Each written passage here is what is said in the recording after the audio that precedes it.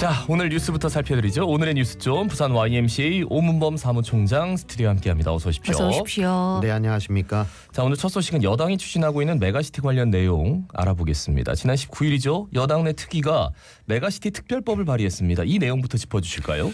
예, 김기현 국민의힘 전 대표의 김포시의 서울 편입 발언 후에 국민의힘 내에 이제 뉴시티 특위가 구성이 됐었죠.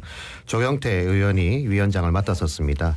약 한 달여간의 활동을 마무리를 하고요. 19일자로 국회에다가 이제 관련 법안을 제출했는데 지방자치 개정안 그리고 광역시도 통합 및 관할구역 변경 지원에 관한 특별법 그리고 이제 구리시의 서울통합특별법 등 3개 법안을 이제 제출을 하게 됐습니다.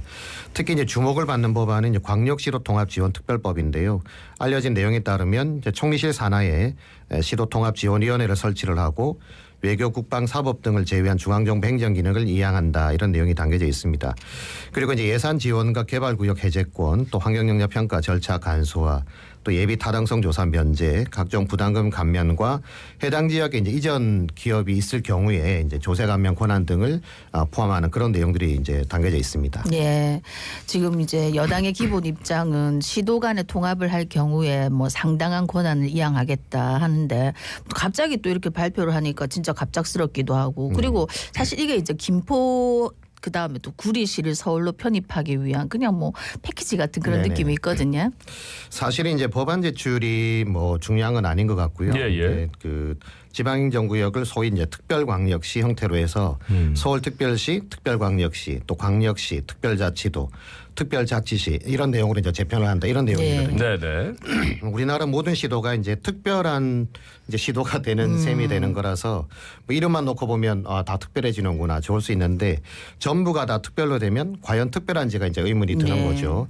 무엇보다 메가 서울을 준비하다가 타 시도에 이제 반발이 거세지게 되니까 좀 급조된 이런 느낌도 솔직히 있는 것도 사실이고요.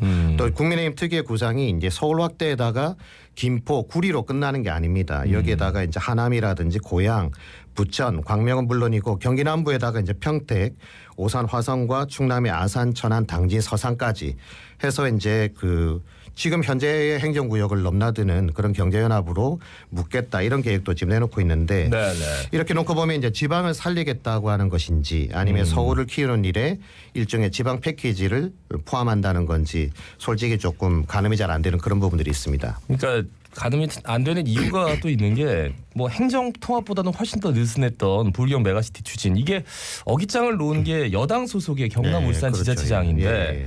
당시 여당에서도 별다른 개입이나 언급이 없었다는 점에서 좀 갸우뚱하게 돼요. 네네 맞습니다. 네. 그러니까 지금 여당에서는 이 법안 통과를 위해서 이제 이재명 민주당 대표를 소환하고 있거든요. 그러니까 대선에서 이런 것 하겠다고 하지 않았느냐 이런 발언을 소환하는데 그렇게 따지면 불경 메가시티는 윤석열 대통령도 공약상 아니겠습니까? 당연히 뭐 전폭적으로 지원하겠다 이런 발언을 했던 걸 저희들이 기억하고 있는데요.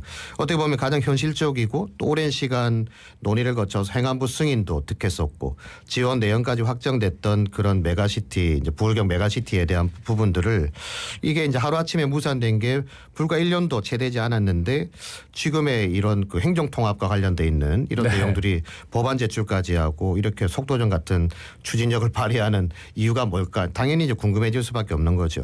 무엇보다 이제 특별광역시에 부여한다는 권한 중에 보면 이 기업 유치를 위해서 거의 뭐 혜택을 몰아주는 듯한 느낌도 굉장히 강하게 받게 되는데 일단 개발권을 거의 대부분을 이제 지자체로 이양한다. 네네. 통합지자체로 이양한다는 것도 있고 예타도 면제를 해줍니다. 그리고 환경영향 평가도 간소화하고 그래서 이제 이게 보면 이제 이 예타라든지 그 환경영향 평가가 중요한 이유는 무분별한 개발을 제어하기 위한 그런 기능이지 않습니까? 근데 이런 기능들이 만약 축소가 됐을 때 이게 타당한 것인지 또 현실성이 있는 것인지 지자체가 이걸 충분히 수행할 수 있는 것인지 이런 부분에 대한 검토가 좀 시간이 좀 필요하다 이런 말씀을 꼭 좀 드리고 싶고 당장 이제 지역 경제가 너무 안 좋으니까 이제 일자리 창출이 당연히 필요하죠. 네, 중요한 네, 네. 부분도 기업 유치도 중요하고요. 근데 그렇다고 이 남은 재산을 다 팔아서 뭐 속된 표현으로 투자하는 거를 이게 허용하는 것을 이렇게 좀 그냥 무방비로 이렇게 놔두는 것이 좀 더 위험해 보이지 않느냐. 물론 기업 유치는 분명히 필요하긴 한데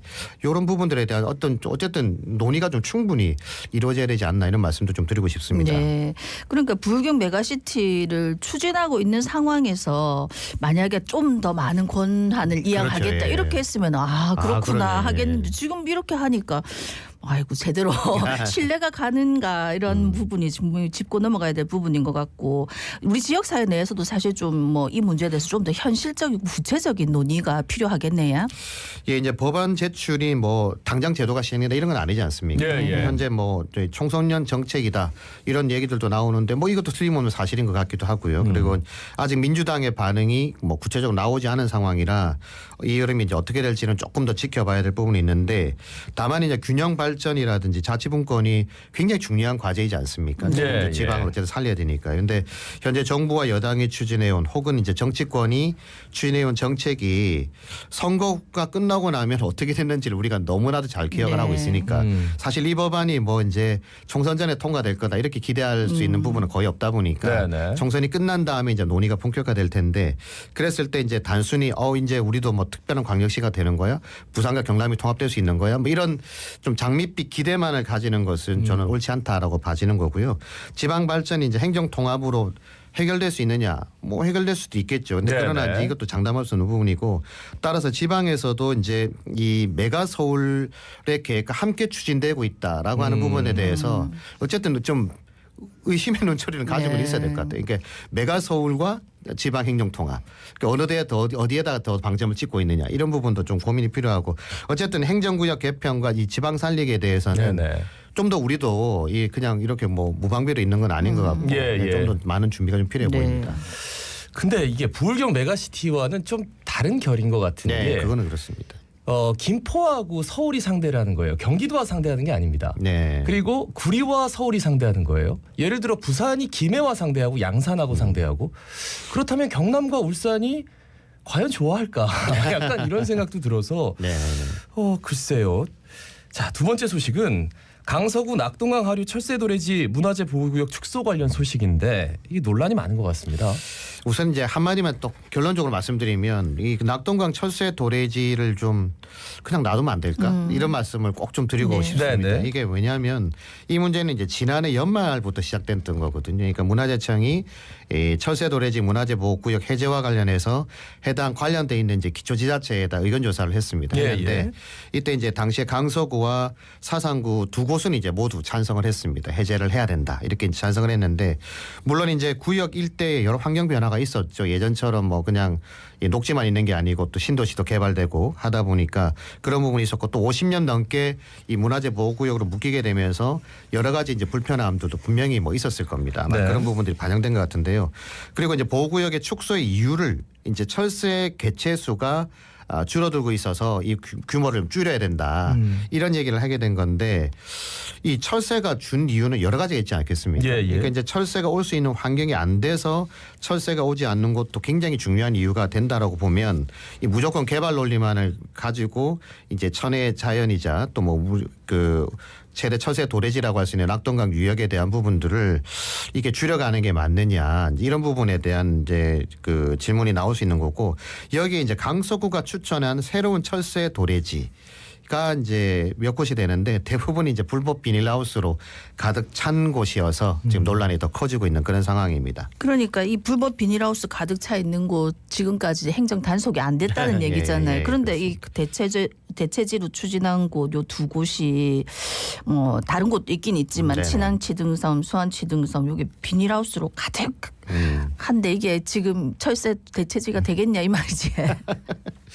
그러니까 이제 이게 사실 기존을 대체하려 그러면 네. 그래도 타당성이 좀 높아야 되잖아요. 네. 이게 네. 뭐 적어도 봤을 때 이곳이라면 뭐 대체지로도 가능하지 않을까 이런 생각이 좀 들어야 되는데 이게 이제 대체제는 불법 비닐하우스 방금 말씀하셨던 시안치 등 수안치 등 두 곳 다 이제 불법 비닐하우스로 가득 차 있고 무단 경작을 너무 하고 있어서 구가 단속도 쉽지 않은 곳이라고 하잖아요. 구가 단속도 쉽지 않고요. 그래서 아마 구가 이곳을 대체지로 추천했던 거는 대체 서식지로 이제 만약에 지정이 된다.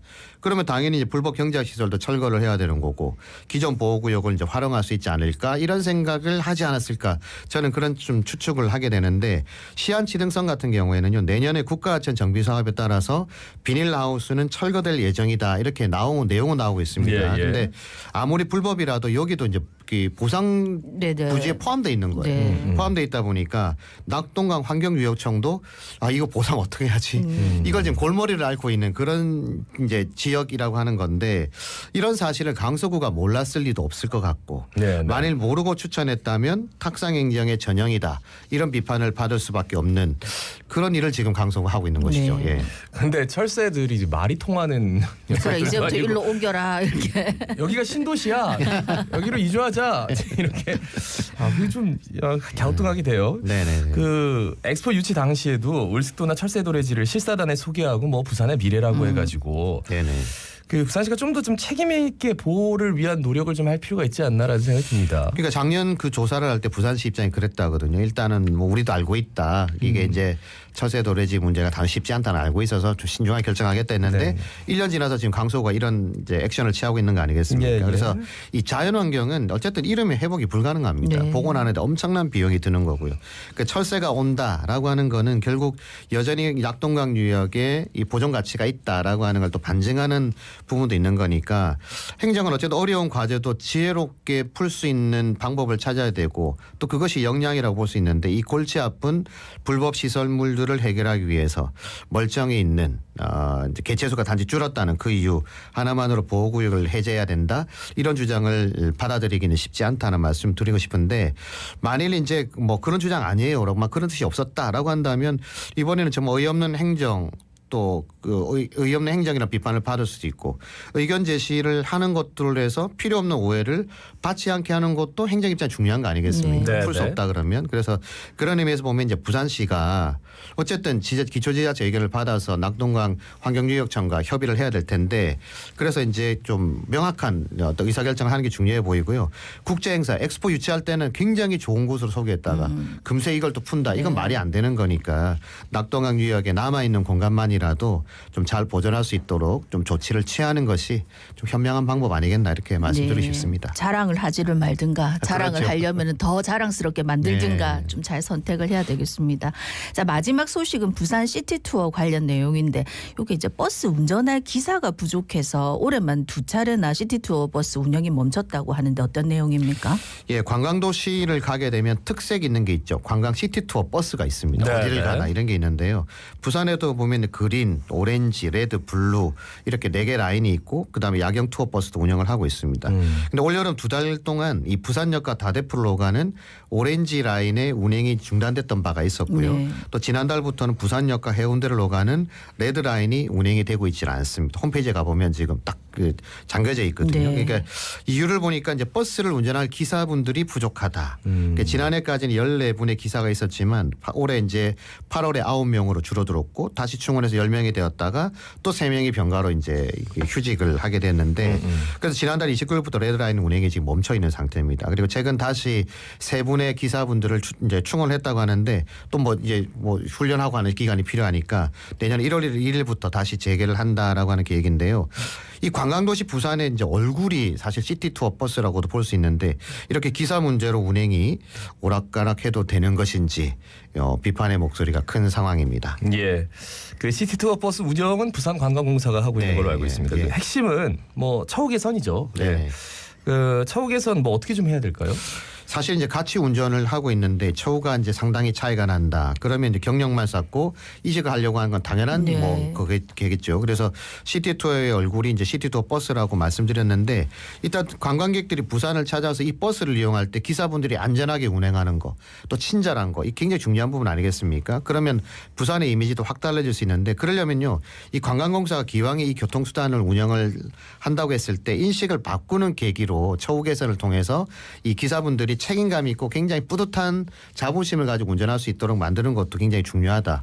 그동안에는 이제 워낙 적자가 커서 그렇게 못했다고 한다면 올해 뭐 흑자라는 뉴스가 나오더라고요. 네. 그러면 이런 부분들을 좀 그 전략적으로라도 이 관광객과 직접 만나는 분들에 대한 처우도 좀 낮게 해서 관광도시 부산의 이미지를 좀 개선하는데 좀 이렇게 오락가락하는 일은 없도록 좀 확실하게 대응을 해주시면 좋겠다. 그 말씀 꼭 드리고 싶습니다. 네. 오늘 소식 여기까지 듣습니다. 부산 YMC 운범 사부총장이었습니다. 고맙습니다. 고맙습니다. 감사합니다. 부산 시민 여러분,